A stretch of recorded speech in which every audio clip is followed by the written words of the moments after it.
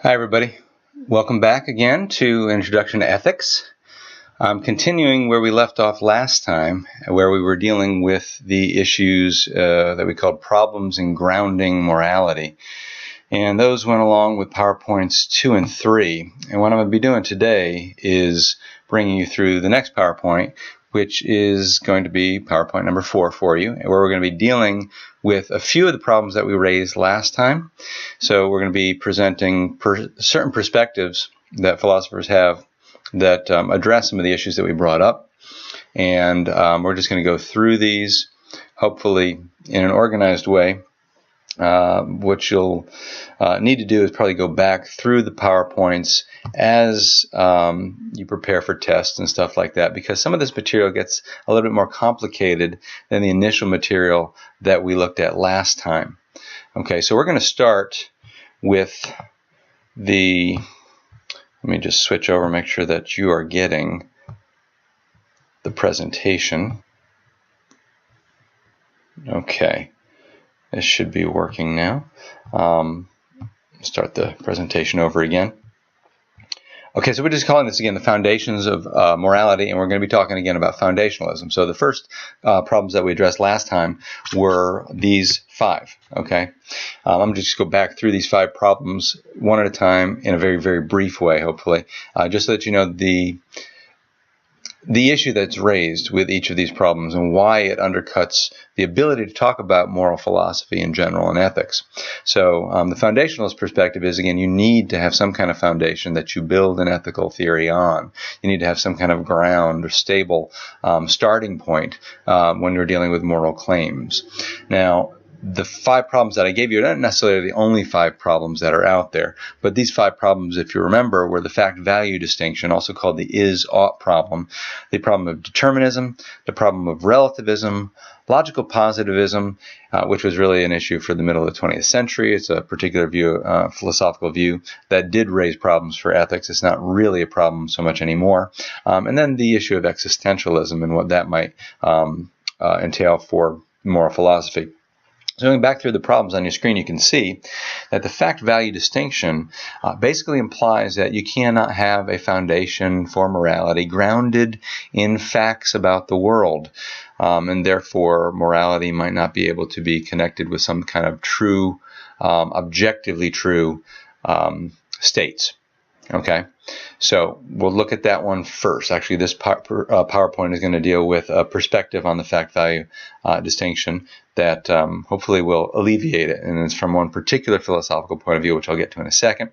The next problem was determinism, which was the case, if it is the case, I should say, that we are nothing more than beings who are determined in our physicality, and for instance, if this is a purely materialistic universe, and we are nothing more than rather complicated machines that operate according to the laws of cause and effect and natural laws, whatever, and all of our actions are really the result of various stimulus, impulse, response mechanisms, then if that is the case, if we are determined in that manner, then there really is no meaning in talking about us being responsible for what we do or saying that we ought to do anything in particular, because that would just merely be an illusion. We may seem to have obligations, but you can't really have an obligation if you don't have the power to act on your own, if you're completely determined. So we'll look at some perspectives on determinism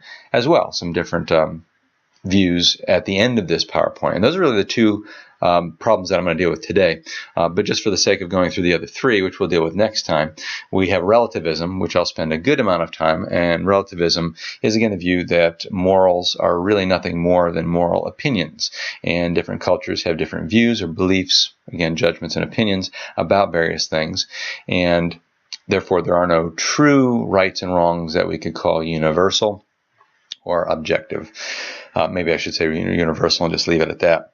Problem 4 with logical positivism is kind of a scientific view of things that kind of reduces meaningful statements down into 2 basic camps. And we saw last time that moral statements don't fall into either of those 2 basic camps, or at least can't be measured as value or meaningful according to the 2 criteria of the logical positivist verification theory. Therefore, according to the logical positivist, moral claims really are meaningless and definitely can't be considered true or false.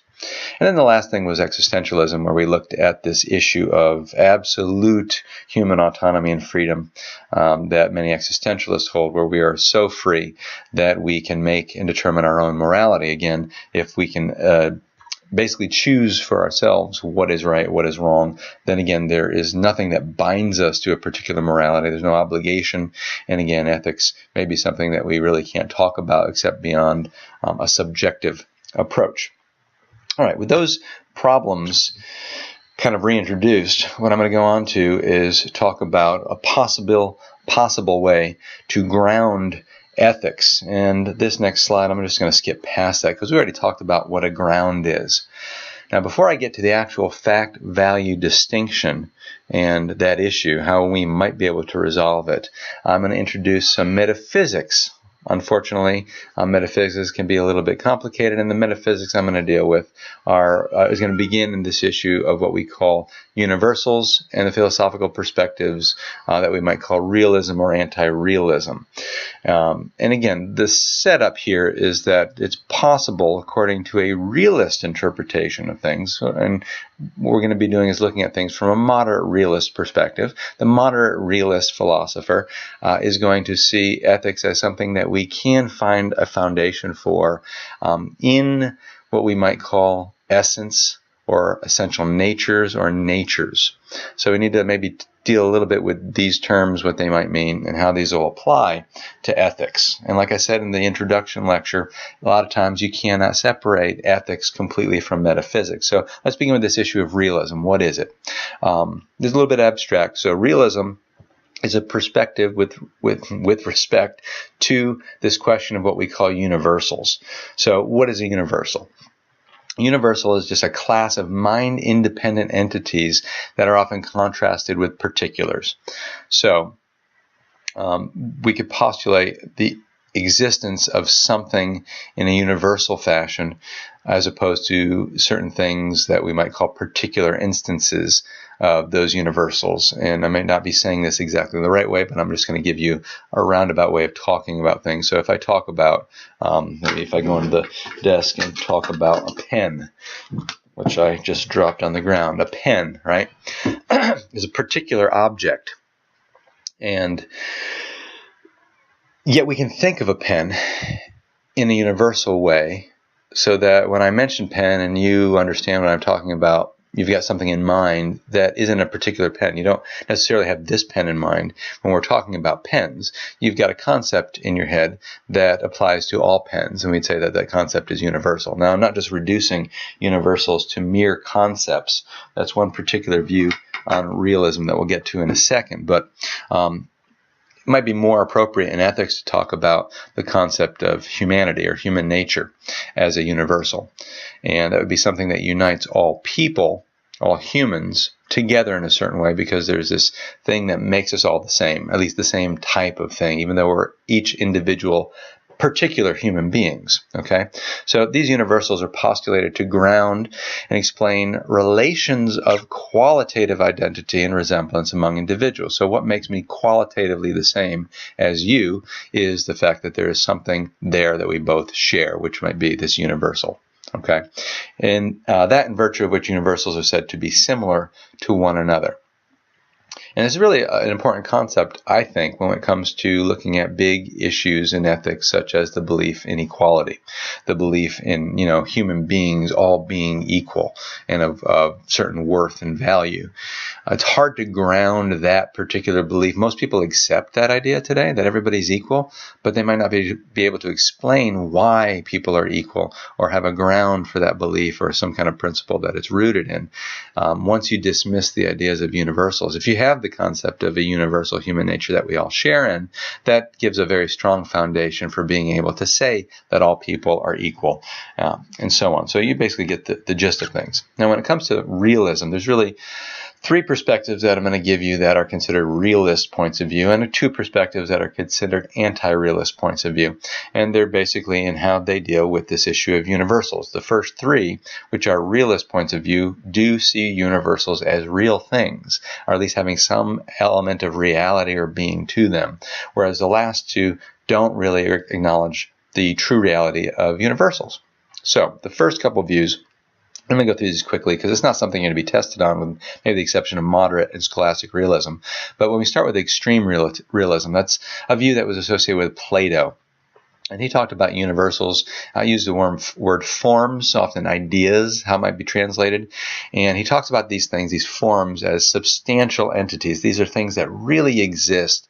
And not only really exist, they exist in a more real way than the particular things that we see around us in everyday world. He actually posits that these universals or forms exist in this other world. We might just call it the world of the forms, for instance, where we in the physical world that we're in are existing in might be what's called the sensible world, or the world of the receptacle, or something along those lines.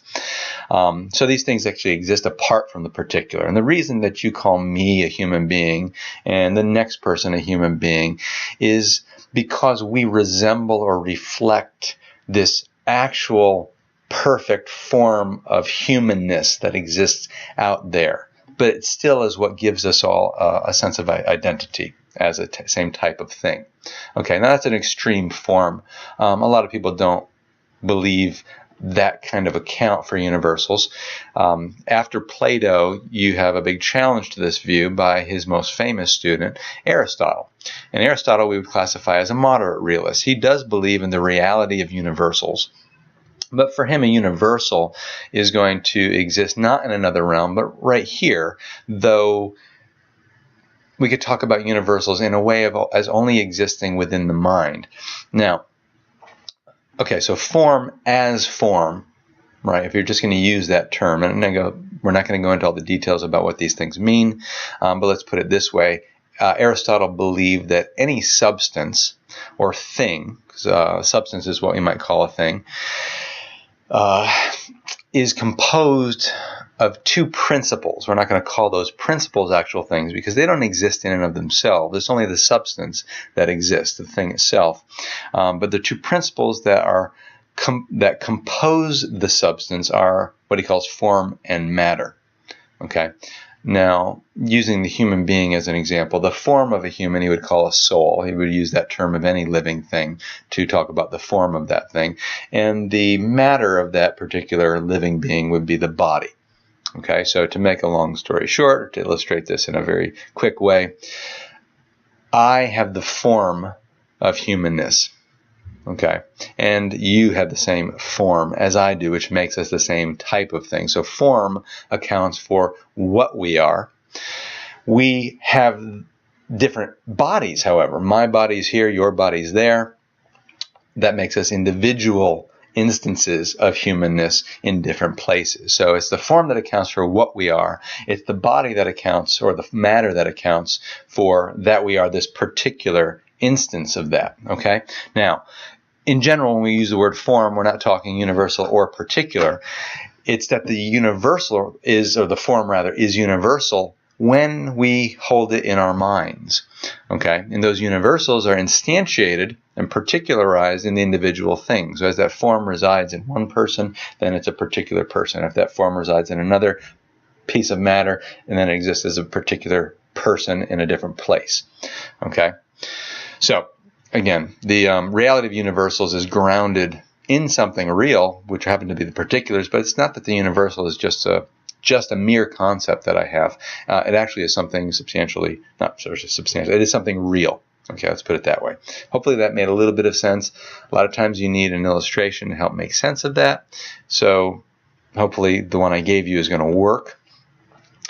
very slight modification on the moderate realist view of Aristotle would be the scholastic realist perspective, Thomas Aquinas. And we'll study Thomas a little bit later when we do natural law theory. And Aquinas essentially follows Aristotle very, very closely. He has a few modifications. For instance, being a Christian philosopher, he has a place for God in his philosophy. And the big key difference here, if you look at the center of the screen, is that universals actually pre-exist eternally in the mind of God. And Aquinas would realize that, Aristotle doesn't necessarily ground his forms or the universals in a way that might be needed. For instance, what accounts for the fact that there is such thing as a universal humanness or whatever? Aquinas realizes these things have to be grounded in a creator. So it's the mind of God that holds all of these forms initially, and then these universals are instantiated and particularized into different things as things are created. So that's the only difference really, is that the forms actually pre-exist eternally in the mind of God in a certain sense. Okay. And the last two views, conceptualism and nominalism, I'm not really going to distinguish these two, but let's just suffice to say that these two views do not believe that universals are real things. Okay, they're either just concepts or just names, might have some kind of mental existence, but there's nothing metaphysically real about them. They're just ways that we group things that seem to be similar. We'll just pick out the similarities and put them together in a group. Okay, so now, what we're going to do is we're going to look, well, first, I guess, at some metaphysical terms that you probably should know. I've already used a few of these, such as form and substance. So, again, let me just read through these, and I'll maybe use another example if I need to. Don't worry about this general definition of essence. Actually, let me read it. Why not? So essence in general is that thing in virtue of which an object is what it is one example of a particular kind of thing. Okay, the form, like I said, is a metaphysical principle by which an act of existence is made into some one individual of a particular kind. So, again, the form is the thing that, again, makes something what it is. It's a principle, but not a thing. Whereas the substance is the actual thing that includes that principle. Okay, so it's going to be something we use to explain a particular ontological unit, meaning a particular existing thing. Some of these terms are really big and broad, so I'll just say ontological refers to something as an existing being for the most part. All right. The proper definition of essence is a little bit more full than the general one that I just gave you. So once we know what a form is, we could say that the form in the presence of the rational instinct is the essence. Okay, that which is picked out or separated from the thing itself. And let me just sum this up in a quick way. As you go through life, you encounter different things that the senses have access to. All right, from the moderate realist perspective. You see a dog, and you see a second dog, and you see a third dog, and you see these things all through life, various instances where you are having an experience. And through the process of induction, we are going to, again, eventually draw certain pieces of information, maybe we say, into our mind. Okay, and what we're doing is a process known as abstraction. We're abstracting from each particular instance that we see certain essential elements. Okay, and what we come away with is not a particular dog, but we come out with the essence of what it means to be a dog. Okay, and we might call this the concept. So when the form is brought into the rational mind where it can be defined, we've got this concept, all right, or this essence. And we could also use the term nature very often in ethics as kind of an overlap with form or essence. Some of these terms can be used interchangeably, even though there's very subtle distinctions that are made between them. For instance, when we talk about the nature of a thing, we're talking about the form in relation to how that thing operates, its activities, or its faculties. Okay. Now, just to give an example of basically this idea of essential qualities in things, I'm just going to use the example of a triangle. A lot of times geometric figures work pretty well. you've got certain properties that we could observe in particular instances of triangles. For instance, you could have a triangle drawn on a piece of paper that has a particular color to it. Maybe it's a yellow triangle. Maybe it's a triangle that is only yay big. Maybe it's a triangle that is, a right triangle, has a particular set of angles, and so on. Now, the concept, the universal essence of triangularity, if we want to call it that, doesn't take into consideration those types of things. Color is not something that's essential to the nature of a triangle. Neither is size. Neither is being a right triangle versus an isosceles, etc. Okay, there are certain properties we call essential, and those would be the properties that are true of all triangles, such as having 3 sides, having 180 degrees interior. Those types of things we call essential properties. So once you grasp that, what you've grasped is triangleness. Okay, this universal concept that will apply to all triangles, whether they're poorly drawn by a computer, imagined, etc., etc., etc. Okay, now, why am I going through all this? Well, it's because I want to get to this fact-value distinction, and we're going to go and look at Aristotle, who happens to be a moderate realist, how he would deal with this issue of fact versus value. Remember, the problem that was raised is that facts cannot lead you to values. Factual claims or descriptive claims about the way the world is do not lead you to be able to conclude anything about the way things ought to be or what is valuable. Okay, and we use the example of torturing innocent children. You can say a lot of factual things about what that entails, but it's hard to then jump directly to the conclusion that it's wrong to torture innocent children just based on the fact. And this was kind of raised by Hume. So, a few things that I'm going to bring in here are this issue of desire. Okay, where desires play a role in determining what's good and bad. So that's going to relate a little bit to the naturalistic fallacy that we talked about. And then I want to talk about whether or not there is any connection between values and facts. And Aristotle is actually going to believe that there is. Okay, so first let's talk about Aristotelian judgment types. He says that there are 2 basic types of judgment, at least relevant for us. The first type of judgment is this descriptive judgment, right? This would be a matter of fact that we're dealing with. So, we have already said matters of fact can be judged to be true or false. Okay, and we're using fact as an objective, right? I think we defined these before. The second type of judgment would be, and let me give you an example of a descriptive before I go on, matter of fact, right? When I say it is sunny outside, that statement is a descriptive statement about the nature of the world outside this house. And that can be judged as true or false based on whether or not my statement corresponds. We're going to have to talk about the correspondence view of truth as well, whether that corresponds to the actual state of affairs outside, whether it's sunny. If it's sunny, it's true. If it's not sunny, it's false. Okay. So, the second type of judgment is called a prescriptive judgment. This is telling us what we ought to do or what we should do. Think of it like going to the doctor and getting a prescription. A prescription is supposed to tell you what you should take, right? Or what you should do as far as bed rest or anyways, you get the idea. They're not exactly the same types of things. Assertions that something is really good is equivalent to saying something ought to be pursued. So when we say X is good for me, what you're saying, according to Aristotle, is that X is something I ought to pursue, right? Because it's right, and you should pursue what's good. And we call these matters of value. And the problem is, are they things we can say are true or false? Okay, and on what basis?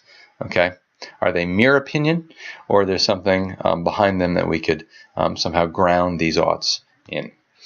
All right. Now, the first error that I'm just going to introduce is called Spinoza's error. Benedict Spinoza, modern philosopher, who has a view of good, which he relates to desire in such a way that he says, if something is desired, then it's good. Okay, it being desired is sufficient for it being considered good. Now, if this is his definition of what good is, whatever is desired, then of course we've got this naturalistic problem that we looked at last time. But you also have a problem that this leads to the view of relativism, which we looked at as well. So just imagine this, that everything, Well, not everything that appears good to you appears good to somebody else. So let's use the example of stealing. If I have the desire to steal and somebody else has the desire not to steal, then for me, because it's my desire and whatever is desired is good, then stealing would be good. But for the other person who doesn't desire to steal, for them stealing would not be good. Not stealing would be good.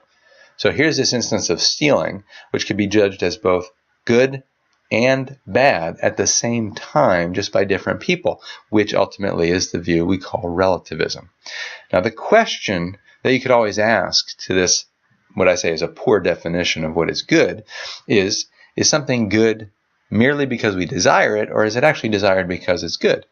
I mean, do we desire things because we already see them as good, right? So if I desire to steal, does that make it good, or does it just seem good to me, and that's why I want and have that desire? Okay, so that's a question that I think is a legitimate question that we can ask. Now, putting that aside for a second, let's look at Hume very briefly, because Hume raises this problem about is-ought issue, right? Hume distinguishes descriptive and prescriptive statements, much like Aristotle does, but he argues that the former can't provide grounds to the later, and that's something Aristotle would deny. Okay, the former being the facts cannot provide grounds for the values. The is cannot provide grounds for the oughts. So jump down to this correspondence theory thing. Now, we were just talking about the definition of truth a couple sessions ago, and we said something is true if it corresponds to reality or corresponds to a certain state of affairs. So if I make a statement, it is sunny outside, we just said that that's true if it corresponds or matches the way it actually is outside. Now, the problem here is if that is our definition of truth, that it has to correspond to some kind of reality or fact, then only statements that are descriptive seem to be the types of statements that can be true or false. Okay? Truth is when the idea in the mind corresponds to the way things are, which are facts, and this applies only to descriptive statements, since descriptions are the ones that we call matters of fact. What does a prescriptive statement actually correspond to? Does it correspond to facts?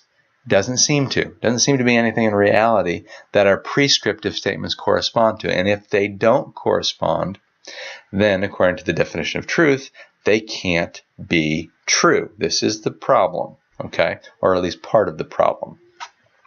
And of course, the consequence of this distinction in moral reasoning is when you're trying to come up with a moral value judgment, you can't get there from a factual statement alone. We saw this before. You have to start with some kind of moral principle or value judgment, general in nature. And we use the example, like you see on the screen, with Terence before.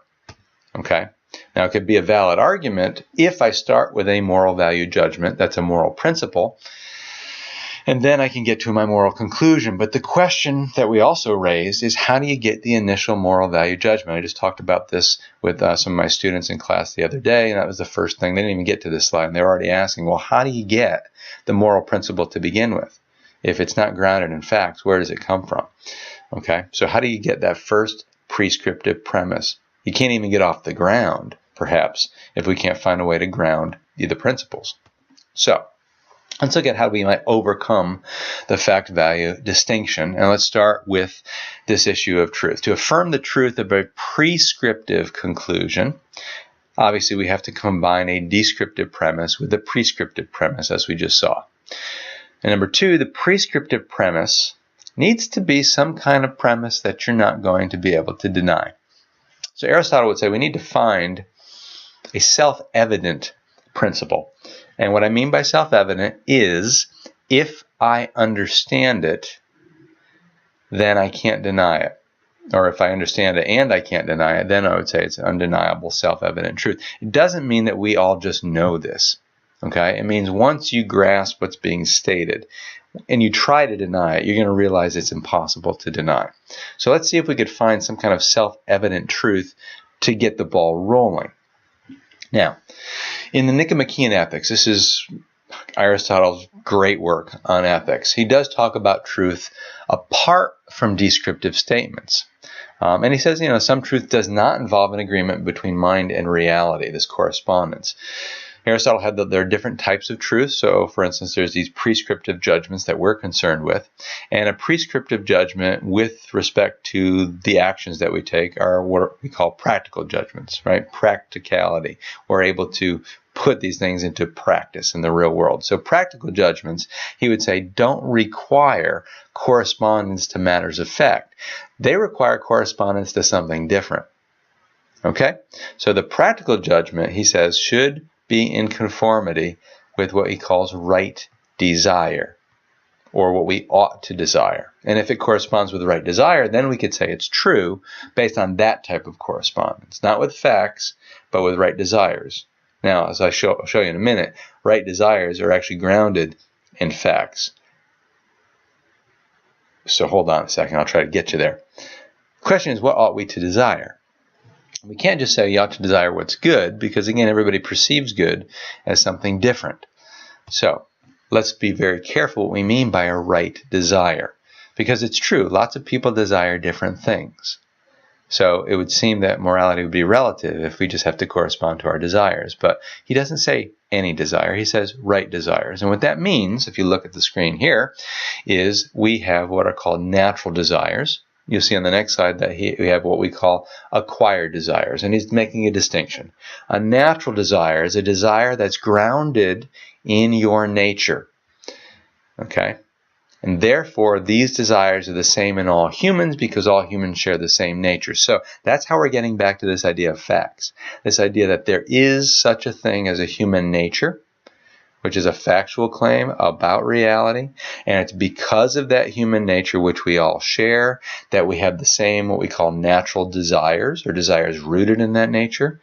Therefore, these are desires that everybody has. And therefore, those types of desires, and only those types of desires, we can consider universal and can serve as a ground for our morality. So what do we mean by a natural desire? What we mean are needs. Okay? What everyone really needs is really good.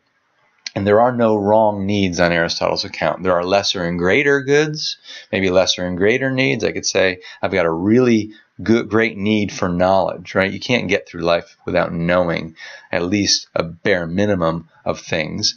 Whereas money, we would say that is a need, but that's more based on the way society is structured. And we need it only because it's a tool to get to the other things that we need even more, right? A higher good like food, shelter, clothing, etc. All right. And you can't need in excess things that are really good. You can't have too much of a need for those things, right? You can't say it's an excessive need. You could say it's an excessive want. I like to use the example of going to a buffet, which I do on occasion, and you may be very hungry and you need food to satisfy that desire, that natural desire. Now, sometimes you eat in excess, right? Sometimes you keep going back to the buffet to get your money's worth, and you get really uncomfortable, and sometimes you can't get up out of the chair because it's so painful after you've eaten all that. But the question is, did you need to eat to excess? Well, of course not. You only needed to eat enough to satisfy the desire, the natural desire, your hunger. Beyond that, you've moved into the realm of want. Okay, so you don't actually need to excess, but you can want to excess, and you can consume to excess. Okay, now these real goods, like I said, do not differ from person to person because they're grounded in our nature. One is aware of some needs because of a lack that they bring. That would be a pain. And one may be unaware of certain other needs, like knowledge. We don't always know what we don't know or how important it is to know. But again, the need is there nonetheless. Now, here's the key. Prescriptive judgments have practical truth if they express a desire for a good that we need, that we ought to desire things because of their need, and those are the things that are really good for us. Okay.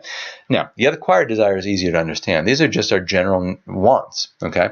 So this is a desire that's going to differ from one person to the other. There's nothing that says we all have to have the same wants. I may want a bowl of cornflakes. You may want a bowl of Cheerios. Maybe you don't want either one of those. Maybe you want to go to see a particular movie. I don't like that kind of movie. I've got different desires from you. Okay. So we call these mere wants. And what you want, we would say, is an apparent good. I mean, it looks good to us. That's why we want it.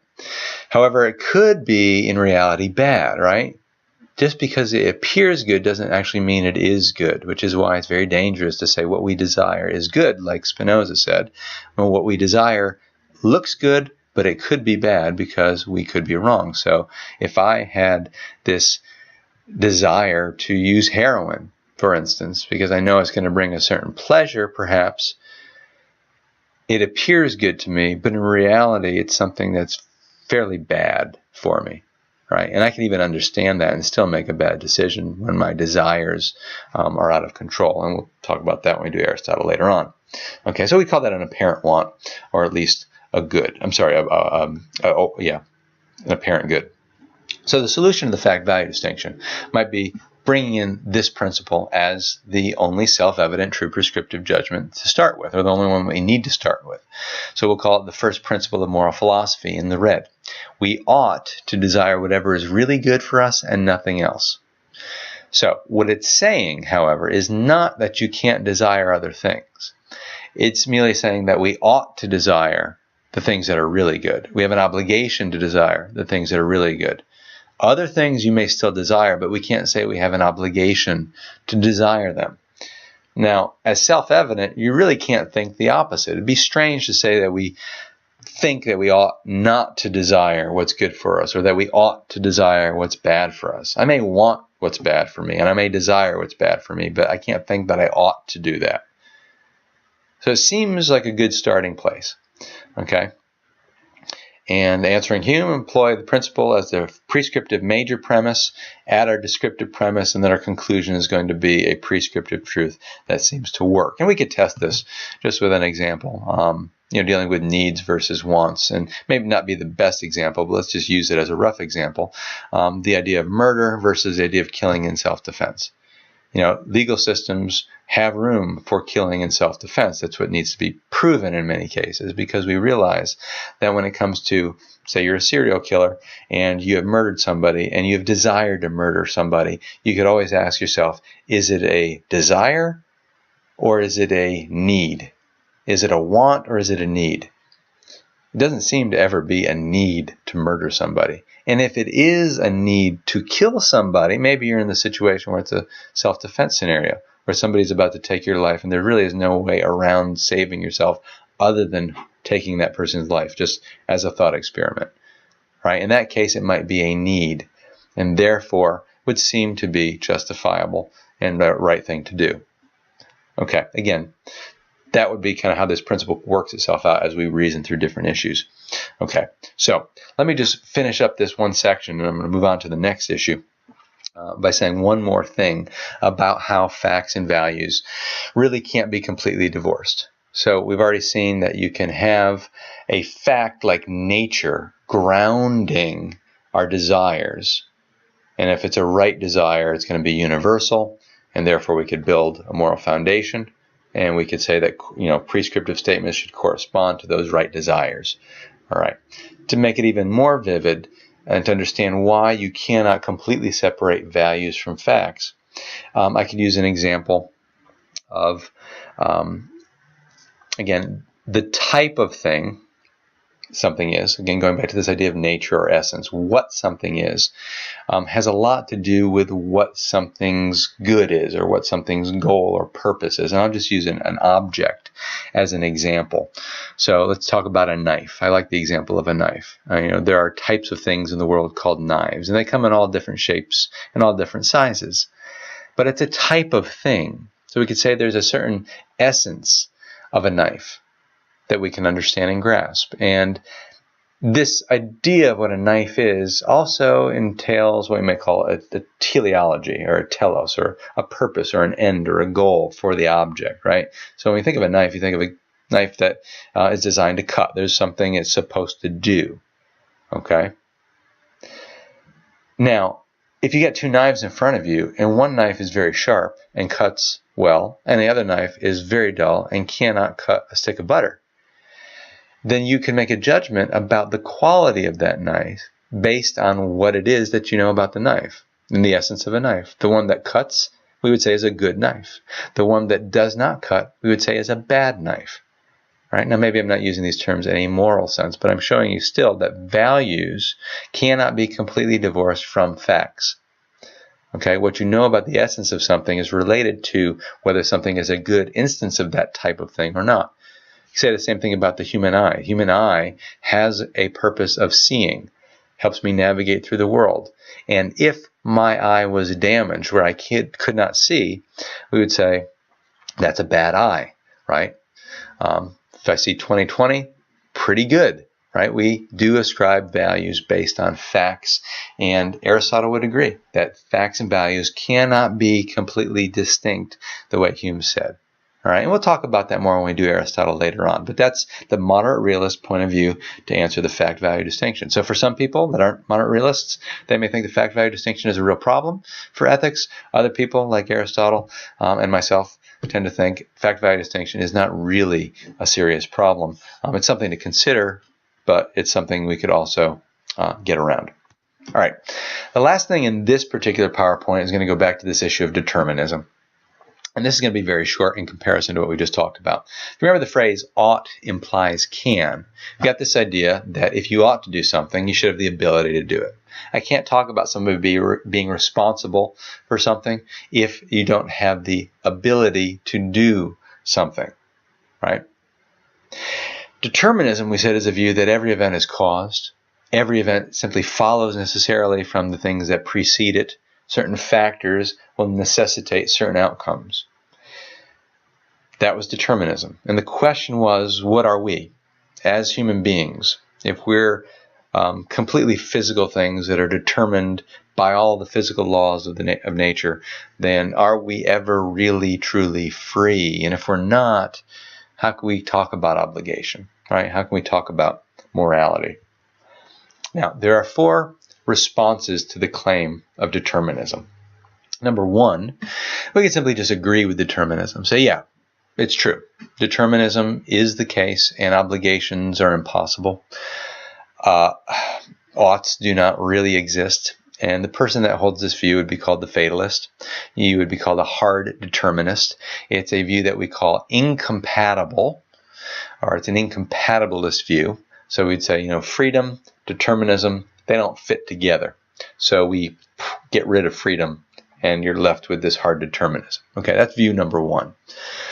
View number two is we could agree with certain aspects of the deterministic model and then try to demonstrate that responsibility and obligation are actually compatible with determinism. We call this a compatible view, that there is freedom, there is determinism, and somehow they do fit together. It's kind of a softer view of determinism, and we'll go into this in a little bit. I'd say at least the compatibilist view has room for ethics. Then you also have view three, which is the libertarian view, and that is a view that is also incompatibilist, in that determinism and freedom don't fit together, but instead of getting rid of freedom, they get rid of determinism and say, yes, things are free. And they conclude that it's real. Okay. And then the fourth view, of course, is not to know. Right? How do you know what's the case? Are things determined or are things free? I don't know. I'm going to punt and just be called an agnostic and move on from there. Okay. So there are our four views. Let's take a look at the first three, really. So fatalism, the first view, there is no actual freedom, and therefore there is no actual ethics or moral responsibility in any sense. And a good example of this would be somebody like B.F. Skinner, right? A behaviorist who believes that everything we do is kind of conditioned response mechanism. The way, Pavlov's dog can be trained to salivate at the ringing of a bell. Human beings are just a little bit more complicated than that, but nonetheless, the behaviorist model is a very deterministic and incompatibilist model. Then we've got compatibilism, or soft determinism. And since I've already talked about Aristotle, I'd say Aristotle actually falls in this category, as well as one of the very famous ancient philosophers, Augustine of Hippo, who was an early Christian philosopher and a great theologian, who writes on this issue of freedom. And he comes at it from a religious point of view because he recognizes the omniscience of God. If you've got the Christian view of divinity, that God knows all future events, that entails that these events are going to happen. And the question is, if these events necessarily happen, is God just when he punishes people from things that couldn't have been otherwise? Okay, now I'm not going to get into this issue of how you answer this idea of are things in the future necessary just because God knows things with certainty. And again, this gets into a huge theological thing I don't have time to get into. But basically, let's go back to Augustine and say what he considers as freedom is going to be this minimal definition. So he concludes that freedom is defined as simply being in one's own power. And that's sufficient to justify the concept of moral responsibility. So if something is in your power in some sense, then it's not wrong for God to hold you accountable for that. Okay, and you can reward or punish behavior accordingly. If you desire to do X, and if you can do X without external impediments, something blocking you, or if one is not externally forced to do it against one's will, then we could say you're free in respect to X. So when you do X, then you're responsible for X. Freedom and responsibility, therefore, are compatible with some sense of determinism. Okay. Now, the modern take would be, motivated by the idea that humans are not exempt from determinism that's found in the rest of the universe. Obviously, I fall to the ground just like anybody else when I trip. Yet moral judgments of right and wrong are applicable to events like robbing a convenience store, where they're not applicable to events like tripping and falling or falling down the stairs or anything like that. These are not the same types of things as far as moral worth go. A modern compatibilist maintains the concept of freedom and responsibility while accepting scientific determinism and causal laws anyways. Okay, to reconcile these, it's sufficient for the modern to see that the individual is to be understood as an author of his own acts via the reasoning process. So if you're the author of your own actions through a reasoning process, and that you do have something within your ability, then that's all that matters for freedom. Now, some people don't think that's enough, such as a libertarian. A libertarian, remember, is incompatible, so they're going to dismiss determinism and affirm freedom. And they're going to say, no matter what the conditions are, no matter what antecedent factors are there, those factors are still compatible with you doing A or not doing A. Okay, that's A or non-A, according like I have on the screen. So, if somebody pulls a gun on you, you've got $100 in your pocket, you're in a dark alley, all these various conditions come into play. You're in a bad place at the wrong time, and somebody says, give me your money. You still have the freedom to either give the money over or not give the money over. Nothing is forcing you to, really. Okay, it might feel that way at the moment, but that might be an example of libertarian freedom. Now, the libertarian argument is basically that soft determinism is not completely true. It's only half true. All right. The ability to act, being in one's own power, is only part of the thing. So number one, if we're responsible, then there must be freedom. On this compatibilist view, they say there's not any real freedom. Okay. Therefore, there's no real responsibility on that account. Responsibility requires freedom, and freedom has to have two parts, not just one. Has to have the ability to do what we want to do, but it also has to have access to true alternatives. That's part two. Okay, the soft compatibilist embraces number one, the ability to do what we want. Number two, that there have to be true alternatives that you could have done otherwise. So if one performs a certain act under conditions A, B, and C, then the person is free for that act, as long as it's also possible that you could have done Y instead of X. Okay, I didn't read that exactly right, but hopefully you got what I was saying. So here's the question. Is there some type of libertarian freedom out there? Do we have freedom, or are we determined? Now, if you appeal to actual experience, I think it's actually impossible to prove either one. Okay, here's what we get from our own experience. We feel that we could have done otherwise, and we believe that we could have done otherwise. We feel free, and we believe that we're free. And determinism comes along and says those beliefs and feelings are at best illusions. You're not really free at all. Now, how do you prove freedom? How do you prove determinism? Well, the libertarian says you can't prove determinism, and the determinist, I think, rightly says you can't prove freedom. So, for instance, I'll take out this pen, try not to drop it this time, and if I put that pen on the desk, I think I'm free at this moment to either pick up the pen or to not pick up the pen. Well, now the next thing I'm going to do is make a choice and act, and I'm going to pick up the pen. Now, my sense is that I was free not to do that. I could have done otherwise. But I can't ever prove that I could actually have done otherwise, because I can never go back to that moment and do other than I did. As a matter of fact, I can't go back to that moment at all. So even though I feel free, I can't prove that I was free. Of course, I can't really prove that I was determined to do that either. So we've got an impasse. There's two different views, neither one's provable. Now, here's where the libertarian argument comes into play, because they believe determinism, again, likewise, impossible to prove. And as a theory, determinism, for it to be a good theory, should be able to account for the data. As a matter of fact, that's how we judge theories to be good or bad. Do they account for the data that's presented? Now, there is empirical data here. It's not just picking up the pen or doing this action or that action. It's the experience of feeling free while I'm doing it that is part of the data. And determinism as a theory doesn't explain that primary data of my experience of feeling free. So the libertarian would say that's justifiable then to be skeptical about determinism. It's not as good a theory as the theory of free will because of the way it doesn't jive with our normal experience. So the libertarian actually says the burden of proof is on the determinist to prove that we're determined, not on the libertarian to prove that they're free. Okay? In other words, the determinist has to prove their point, and unless they do that, unless they assume that burden and then prove their side, I'm justified in going along with the assumption that I am truly free. Okay? So, as far as ethics go, we're justified in assuming we have the possibility to do things freely. We have the possibility to assume responsibility, to go along with obligation, and therefore moral language works if I'm free. And I'm justified in believing that. That's all I need at this point, is to be able to say that I'm justified in believing that I'm free.